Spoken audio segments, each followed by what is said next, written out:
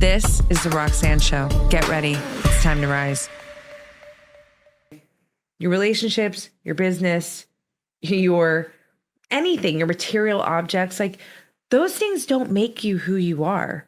Mm-hmm. You're making those things, right? Mm-hmm. Who is that person, right? So this weekend specifically, being about full self-expression, authenticity, being more heart-centric in every aspect of your life, it does allow an individual to get to know, love, and trust and respect their authentic self, mm-hmm. to create that safety within themselves so that they can lead with this, what I call superpower, which is their authentic self, and create a life that they fucking really want to live, like mm-hmm. their life. Like, whose life are you really living? Stop, everyone, think about it. I'm not calling you out. Everything is with empathy, love, compassion, but also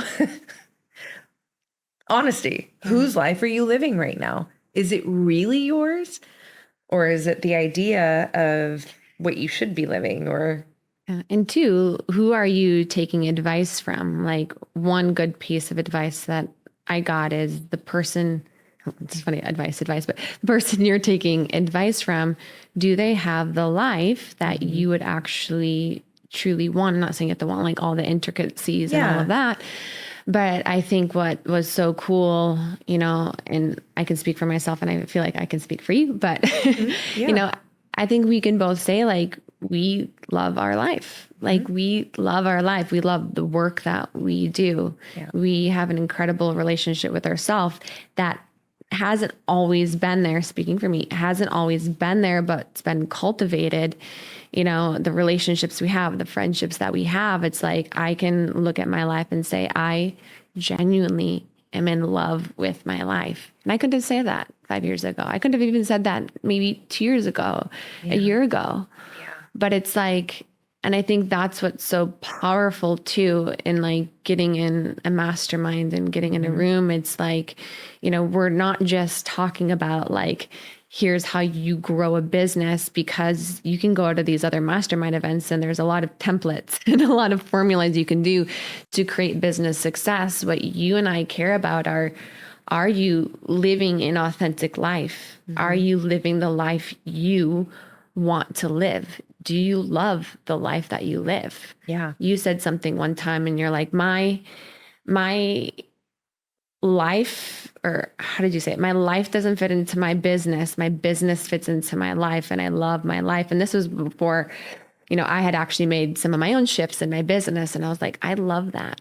Yeah. I love that so much, because I think it's so often the reverse. It is, I'm fitting my life into my business. Mm-hmm. And then even we spend so much of our life in our business. That's the truth of it. So it's like, if you're not doing what you love and you're not also able to bring your authenticity and your expression in the work that you do, it's like you're spending a good chunk of your life. Yeah. I think it's so important to insert this part. You're not lucky, and neither am I. No. You fucking did your shit, and I'm doing mine. Like I didn't get here because it was like some lucky, no. And I say that just because everyone is where they're at, and with respect to where anybody's at. The reason I felt compelled to say that in that moment is because if any limiting beliefs are starting to circulate in the mindsets, well, it's easy for them or this, and that's it's what like, I'm girl. saying. I don't remember how many years ago I was journaling in an airport. I find myself there a lot. And I remember I got to this, whatever I was writing about, but I got to this very profound, for me, it was very profound. It was this statement of, you cannot be learning and judging at the same time. Mm-hmm. You cannot be learning and judging at the same time. So we hear this statement of like, be a student of life, that for sure. And I say, be a student of self, because self is creating life. So you got to take off. I always say, take off the judgment lens, the critical, lens, and put on the student lens so that your curiosity can lead you. It's so powerful and beautiful what you shared. And I really hope that whoever needs to rewind that part and take it back in, they do. Because just to dissect it a little bit, what you did was a lot of things actually when you're in those moments, but that whole storyline was such a great example. One thing I want to point out that you did though is you allowed yourself to keep space between you and the experience so that you didn't become that experience. That experience didn't find its way into your self-identity where now you're shaming yourself. You're looking down on yourself. Those simple but very profound questions allowed that space to be there so that Rachel can be held with love and respect. And the experience still happened, but now you're actually living. And I believe this is what we're here to do. Every experience is material for us to get to know more about who we truly are. And that is that's one of the most important ways that we can do that, is lead with curiosity. Because otherwise you just become every experience. And a lot of times it's not going to be great, and where does that lead you inside? Yeah. It's like that team.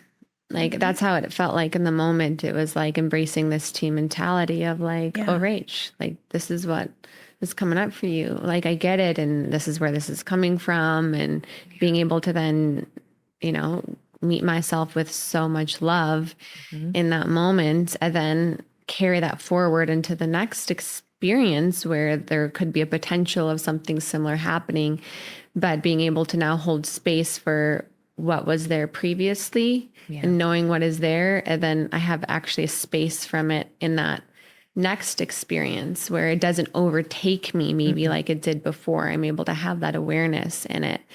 And something I was thinking about of what you were talking about earlier with the respect piece. I remember I think you said it on the last podcast you came on with me, and I don't remember the context or the question leading up to it, but it was something around, because I love myself too much not to. Yeah.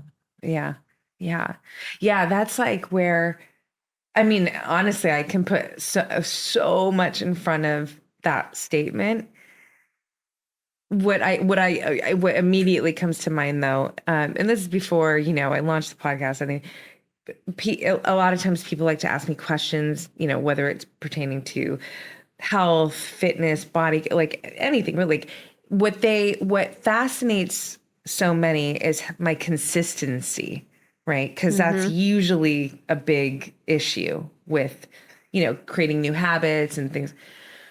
And when people ask, like, how do you have this discipline? How do you stay so consistent? And my honest and very simple answer was, because I love myself too much not to. And that was the truth. Thanks so much for listening, you guys. Please like, subscribe, and share. And don't forget to leave us a 5-star rating and review.